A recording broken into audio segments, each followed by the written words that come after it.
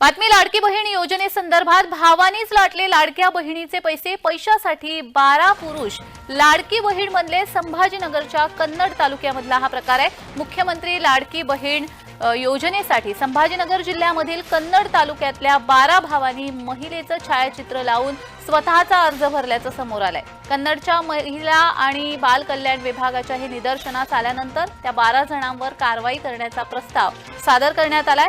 जिल्ह्यामध्ये आणखी काही पुरुष अर्ज केल्याचा अंदाज आहे, त्याची तपासणी देखील सध्या सुरू आहे। मुख्यमंत्री माझी लाडकी बहीण योजनेचा लाभ पात्र महिलांना देण्यासाठी राज्य शासनाने या योजनेला 30 सप्टेंबर पर्यंत मुदतवाढ दिलेली आहे।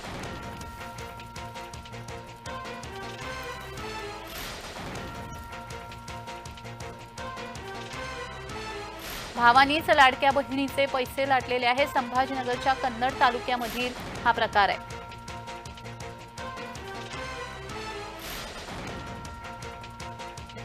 किती फॉर्म रिजेक्ट झाले हे दाखवण्याचा प्रयत्न केला होता, परंतु आता काही लोक 12-12, 15-15 फॉर्म भरतायत, वेगवेगळ्या अकाउंटवरून भरतायत, आधार कार्ड लावतायत आणि सरकारचे पैसे आपल्या खात्यात म्हणजे त्या माध्यमातून कसे येतील असा प्रयत्न तो काही ठिकाणी उघडकीस आलेला आहे। त्यांच्यावर निश्चित गुन्हे दाखल होणार आहेत, परंतु या योजनेला खीळ बसावी हा जो काही अनेक विरोधी पक्षांच्या लोकांचा जो प्रयत्न आहे तो आम्ही सक्सेस होऊ देणार नाही, एवढं मात्र निश्चित आहे।